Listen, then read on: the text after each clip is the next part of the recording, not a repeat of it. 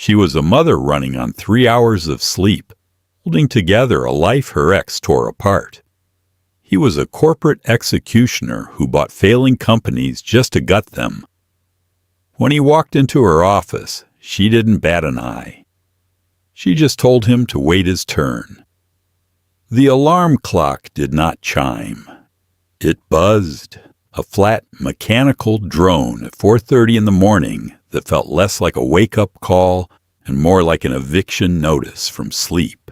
Rosalie slapped the plastic snooze button. The apartment was freezing. The radiator in the corner hissed, spitting out a meager breath of lukewarm air before dying again. She sat up, the chill biting through her thin cotton t-shirt. Down the narrow hallway, a soft, rhythmic wheezing sounded from the second bedroom. Sammy. Rosalie rubbed her face, the heels of her hands pressing hard against her cheekbones. She held her breath, listening. The wheezing was steady, not a full asthma attack, just the winter air settling in his 5-year-old lungs. She exhaled a long, quiet breath and threw off the covers. The floorboards creaked under her bare feet. Every morning was a math problem. Rent was due in 6 days. The inhaler refill was $70 out of pocket because her company's insurance was a joke. Groceries were running thin. They were down to half a box of store-brand cereal and a carton of milk that expired tomorrow. David had been gone for 4 years. He didn't leave in a fiery argument or a dramatic scandal. He just faded out. When Sammy's medical bills started piling up, when the sleepless nights stretched into months, David started working late. Then he started drinking late. Then, one Tuesday, he packed a duffel bag while Rosalie was rocking a feverish infant in the nursery. "I'm just not wired for this, Rosalie," he had said, standing in the doorway with his car keys dangling from his finger. "It's too heavy." He left the keys to the apartment and drove to Colorado. The child support checks arrived sporadically, usually bouncing. Rosalie stopped looking for them a year ago. She turned on the kitchen faucet. The pipes groaned. She filled the kettle and set it on the stove. There was no room for anger anymore. Anger required energy, and Rosalie was entirely depleted. She survived on caffeine, maternal panic, and the sheer, stubborn refusal to let her son realize how close they were to the edge. By 6:15 a.m., she was wrestling a squirming Sammy into his winter coat. "Mom, the zipper is biting me," he complained, his small face scrunched up. "Hold still, Bug. It's just stuck on the fabric." Rosalie tugged the zipper, her knuckles red and dry. She kissed the top of his head. He smelled like baby shampoo and sleep. "There. Bulletproof. Let's go." The subway ride was a blur of gray coats and damp wool. She dropped Sammy off at the subsidized daycare in the basement of a church 3 blocks from her office. Then she walked to work. Pinnacle Freight and Logistics occupied the 14th floor of a decaying midtown high-rise. Rosalie was a route optimization manager. It was a fancy title for a glorified babysitter. She spent her days tracking delayed shipping containers, yelling at dock workers, and fixing the catastrophic routing errors made by the executives who played golf instead of looking at spreadsheets. When she stepped off the elevator, the atmosphere on the floor was suffocating. It wasn't the usual Monday morning misery. It was panic. "Did you hear?" Sarah the receptionist whispered as Rosalie walked past the front desk. Sarah's mascara was already smudged. "Hear what?" Rosalie asked, shrugging off her coat and carrying it to her cubicle. "The board had an emergency meeting last night. They're selling." Rosalie stopped dead. Her stomach dropped, cold and heavy. "Selling to who?" "Hayes Corporation." The name hung in the air, toxic and heavy. Everyone in the corporate world knew Conrad Hayes. He didn't acquire companies to grow them. He was a corporate scavenger. He bought bloated, failing companies for pennies on the dollar, gutted the management, liquidated the assets, fired half the staff, and absorbed whatever was profitable into his massive conglomerate. "Are you sure?" Rosalie asked, her voice tight. "Look at Miller's office," Sarah pointed. Through the glass walls of the regional director's office, Rosalie saw Miller aggressively shoving files into a cardboard box. He was sweating right through his custom-tailored shirt. "They're doing a walkthrough today," Sarah said, her voice shaking. "They say Hayes is coming himself. Rosalie, what are we going to do? I can't lose this job. My husband just got laid off." Rosalie looked down at her desk. A stack of unfiled manifests sat next to a framed photo of Sammy wearing a plastic firefighter helmet. If she lost this job, there was no severance. The company was broke. She would lose the subsidized health insurance. The $70 inhaler would turn into a $300 inhaler. A hard, icy knot formed in her chest. "We work," Rosalie said quietly, sitting down and turning on her monitor. "We put our heads down and we work. He can't fire everyone. Someone has to keep the trucks moving." But her hands were shaking as she typed in her password. Conrad Hayes hated inefficiency. He viewed it as a personal insult. He stepped out of the Blacktown car, buttoning his charcoal overcoat against the bitter wind. He was 42, tall, with sharp, angular features that looked like they had been carved out of flint. He didn't smile. He hadn't genuinely smiled since his father died a decade ago, leaving him a mountain of debt and a fractured company that Conrad had ruthlessly rebuilt into an empire. "Pinnacle Freight," his assistant, a sharp-eyed young man named Evans, said, holding up a tablet as they walked into the lobby. "Quarterly losses are up 20%. Middle management is bloated by at least 40%. Their routing software is a decade out of date." "It's a sinking ship," Conrad said, his voice a low, gravelly baritone. "We're just here to salvage the engine before it hits the ocean floor." "Where do you want to start?" "The top. Let's see how much dead weight is hiding in the corner offices." They rode the elevator to the 14th floor. When the doors parted, Conrad didn't announce himself. He didn't need to. The silence that fell over the floor was absolute.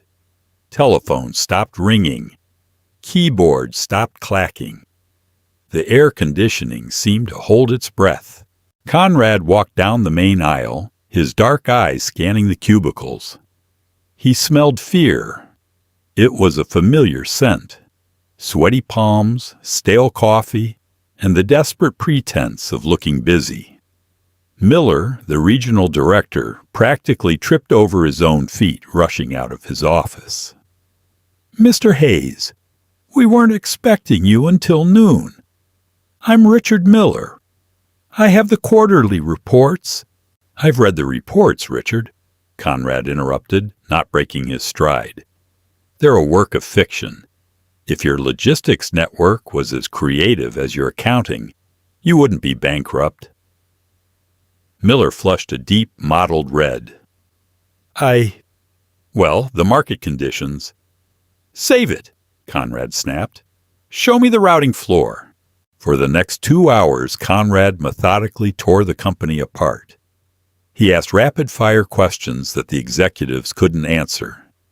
He exposed overlapping departments, redundant vendor contracts, and a supply chain so convoluted it was a miracle a single package ever reached its destination. By 11 a.m., Conrad had a migraine forming behind his left eye. He left Miller sweating in the conference room and walked out onto the floor alone to find a cup of coffee. He needed caffeine, black and strong. He found the break room at the back of the building. It was a bleak, windowless box. The linoleum was peeling. Standing in front of a sputtering, archaic coffee machine was a woman. She was wearing a gray pencil skirt and a slightly faded blue blouse. Her dark hair was pulled up in a messy clip, a few stray strands escaping around her neck. She had her back to him, muttering something under her breath. Conrad stepped into the room. "Is that machine functional?" he asked, his tone clipped. The woman didn't turn around. She just let out a sharp, exasperated sigh and smacked the side of the machine with the heel of her hand. Whack! The machine choked, spat out a hiss of steam, and dribbled a pathetic stream of brown water into her mug. "Barely," she said, her voice raspy and exhausted. She pulled the mug away and finally turned to look at him. Conrad paused. She had dark circles under her eyes, bruised and heavy with fatigue. But her eyes themselves were a striking, vivid amber, and they were looking at him with absolute, unadulterated irritation. She didn't recognize him, or if she did, she didn't care. "If you want coffee," Rosalie said, gesturing to a jar of instant grounds on the counter, "you're better off with the instant. Unless you want to negotiate with the machine. It only responds to physical violence." Conrad frowned. He wasn't used to being spoken to like a mild inconvenience. "I don't drink instant." "Then you're going to have a long day," she replied dryly. She took a sip of her murky brown water and grimaced. Conrad looked at her ID badge. Rosalie Harding, Route Optimization. "You're a manager here," Conrad stated. Technically. Technically? Rosalie sighed, leaning against the counter. She was so tired her bones ached, and she had zero patience left for a random suit from the executive floor judging her coffee choices. "I have the title, but mostly I just fix the messes. The people in the glass offices make before the clients sue us." Conrad raised an eyebrow. "Bold claim." "It's a fact." Rosalie set her mug down. "Right now, I have 3 containers stuck in the port of Long Beach because someone in purchasing forgot to file the customs tariffs. And I have a dozen refrigerated trucks sitting idle in Texas because our dispatcher used an outdated map and routed them into a closed highway system." Conrad's eyes narrowed. "Why hasn't the dispatcher been fired?" "Because he's Miller's nephew," Rosalie said bluntly. She picked up her mug. "Now, if you'll excuse me, I have to go untangle a supply chain that looks like a bowl of spaghetti. Good luck with the coffee. Don't hit it too hard on the right side, it leaks." She pushed past him, smelling faintly of cheap vanilla soap and exhaustion. Conrad stood in the break room, watching her walk back to her cubicle. He looked at the sputtering coffee machine, then out at the floor. The executives were terrified of him. The middle managers were hiding. But Rosalie Harding had just looked the corporate grim reaper in the eye and complained about a dispatcher. Evans poked his head into the break room.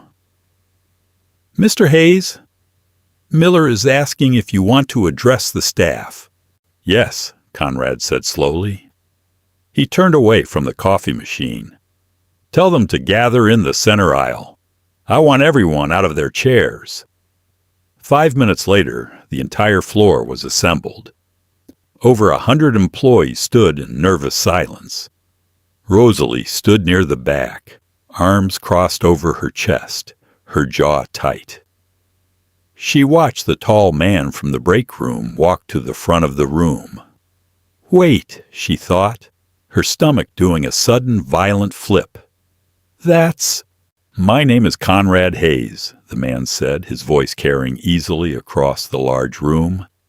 "As of midnight last night, Hayes Corporation has acquired a controlling interest in Pinnacle Freight." A collective, fearful murmur rippled through the crowd. Rosalie froze. The blood drained from her face. She had just told the man who bought the company that his senior director was employing an incompetent nephew. "I am not going to sugarcoat this," Conrad continued, his gaze sweeping over the crowd. "This company is failing. It is inefficient, mismanaged, and bleeding capital. There will be restructuring. There will be layoffs." People shifted uneasily. Some looked at the floor. Miller, standing off to the side, tried to look authoritative and failed miserably.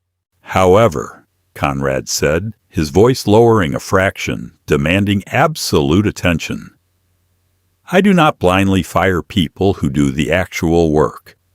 I fire people who create obstacles. Starting right now, all management titles are suspended.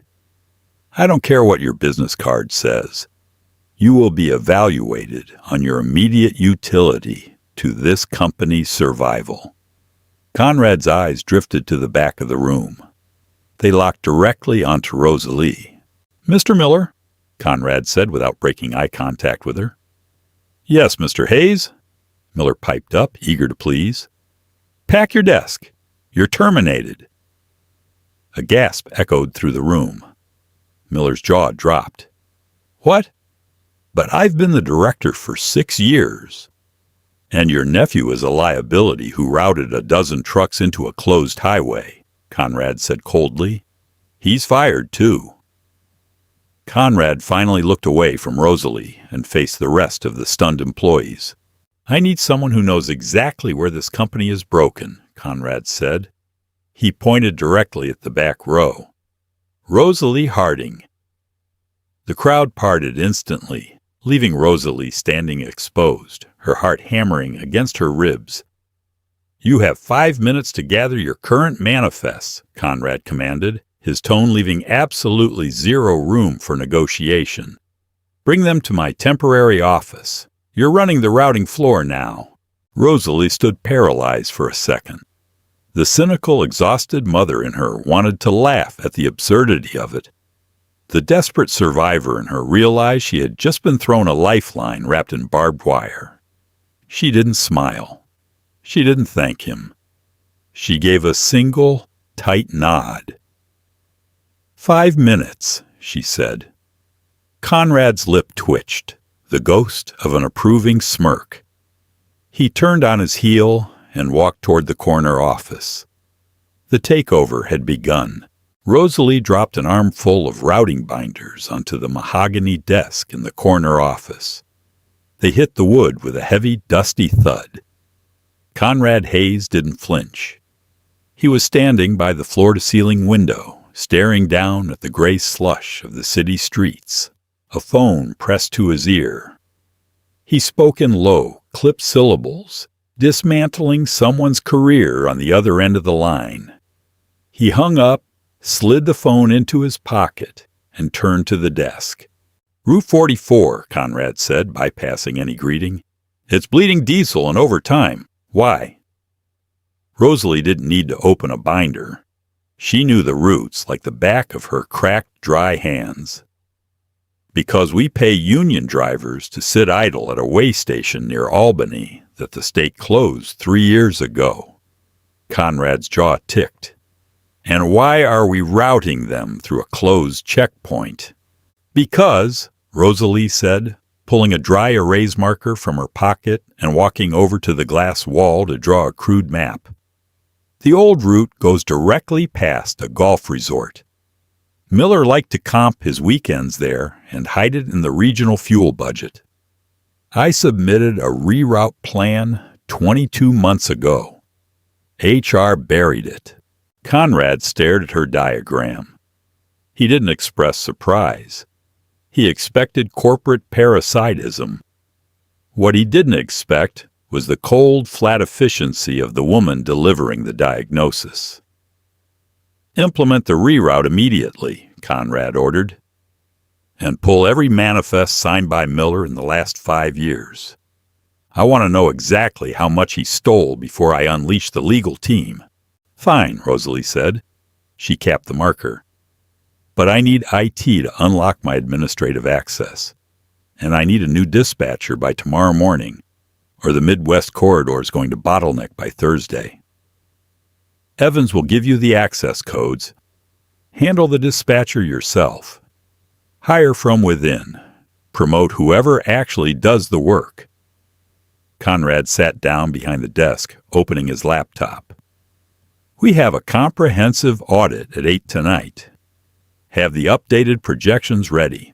Rosalie froze. The dry erase marker squeaked against her palm as her grip tightened. I can't be here at 8 tonight. Conrad stopped typing. His dark eyes flicked up, locking onto hers. The temperature in the room seemed to drop 10 degrees. Excuse me? I leave at 5:15, Rosalie said. Her voice was steady, but her heart was hammering a frantic rhythm against her ribs. You didn't tell Conrad Hayes no. You just didn't. You are currently the acting head of logistics for a company in freefall, Conrad said, his tone dangerously quiet. This isn't a punch clock position, Harding. The floor stays until the problems are solved. I have a 5-year-old son, Rosalie replied, refusing to look away. His daycare closes at 6. They charge $1 for every minute you're late. I don't have dollars to spare, and I don't have a nanny. So the logistics floor will be managed between the hours of 8 and 5. I will fix your routes. I will find your stolen money. But I am walking out of those elevator doors at 5:15. Silence stretched between them, thick and heavy. Conrad studied her. He saw the frayed cuffs of her blouse. He saw the defensive, rigid set of her shoulders. He was accustomed to executives who would miss their children's birthdays, anniversaries, and graduations for a fraction of a percent in a stock option. They operated on greed. Rosalie Harding was operating on survival. Take the files home, Conrad finally said, breaking the stare. Have the projections in my inbox by 6 tomorrow morning. Rosalie let out a slow, silent breath. They'll be there. Over the next 2 weeks, the office transformed into a battleground. Conrad was relentless. He fired 20 more people from upper management, stripping the company down to its studs. Rosalie worked in a state of hyper-focused exhaustion. She was doing the jobs of 3 executives, navigating a labyrinth of bad vendor contracts and rotting infrastructure. She survived on break room instant coffee and whatever remnants of graham crackers Sammy left in his lunchbox. Every afternoon at 5:15, she stood up, put on her coat, and walked out. Conrad watched her go every single time. He never said a word, but the scrutiny was heavy. On a freezing Tuesday, the fragile balance shattered. Rosalie was sitting at her desk, untangling a custom nightmare in Seattle, when her cell phone vibrated. The caller ID read St. Jude's Daycare. Her stomach plummeted. Hello? Rosalie, it's Mrs. Gable. The voice on the other end was gentle but strained. Sammy's wheezing is pretty bad today. His fever just spiked to 101. You need to come get him. I'm on my way, Rosalie said, already standing up. She shoved her laptop into her bag. As she rushed toward the elevators, Evan stepped out, holding a tablet. Harding, Mr. Hayes needs you in the boardroom. The Seattle Port Authority is on the line. Tell him to stall, Rosalie said, jabbing the down button on the elevator console. You can't stall the Port Authority, Evans warned, his eyes widening. He specifically asked for you. And my kid is sick, Rosalie snapped. The freight can wait. My son can't. She didn't look back. She rode the subway in a state of blind panic. When she got to the church basement, Sammy was flushed, his small chest heaving with effort. She bundled him into his winter coat, carrying him the entire way to the neighborhood clinic. Bronchitis. The doctor scribbled a prescription for a nebulizer solution and an oral steroid. Rosalie held the pieces of paper like they were death warrants. She walked to the pharmacy, bouncing a whimpering Sammy on her hip. "That'll be $140, the pharmacist said, not looking up from the register. Rosalie stared at the card reader. She opened her banking app on her phone. Available balance, $48.50. She had maxed out her only credit card a month ago, paying for groceries. The child support was a phantom. She didn't have it. She just didn't have the money to make her son breathe easier. A hot, humiliating tear tracked down her cheek. She angrily wiped it away. Can you just fill the steroid? Leave the nebulizer solution. I have some left over from last month. The steroid alone is $60. Rosalie closed her eyes. The math was impossible. It was always impossible. Rosalie didn't show up for work on Wednesday. She didn't call in. There was no point. She sat on her sagging sofa, a cool washcloth pressed to Sammy's forehead, listening to the agonizing rattle in his chest. She spent the hours rationing out drops of expired medication and feeling entirely, hopelessly broken. The math had finally beaten her. By Thursday morning, the fever broke. Sammy was breathing easier, sitting up against the pillows and asking for cartoons. Rosalie made him a bowl of dry cereal, kissed his forehead, and looked at the clock. It was 9 a.m. She was fired. You don't walk out on a multi-million-dollar port negotiation and ghost Conrad Hayes. She put on her gray skirt and a clean blouse. She dropped Sammy at daycare, giving Mrs. Gable strict instructions to call if he so much as coughed, and took the train to the office. She walked into the building ready to pack her desk. The floor was chaotic.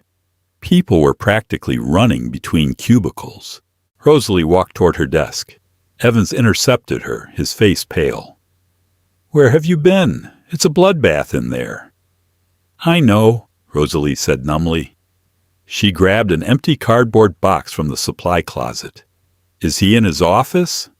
"Yes, but—" Rosalie didn't wait. She carried the empty box down the hall. She knocked once on the glass door of the corner office and pushed it open. Conrad was standing at the window. He looked exhausted. His tie was loosened, the sharp lines of his face drawn and harsh in the morning light. He turned slowly when she walked in. "I have the box," Rosalie said flatly, setting it on the mahogany desk. "You don't need to do the speech. I abandoned the Seattle call. Send my final check to the address on file."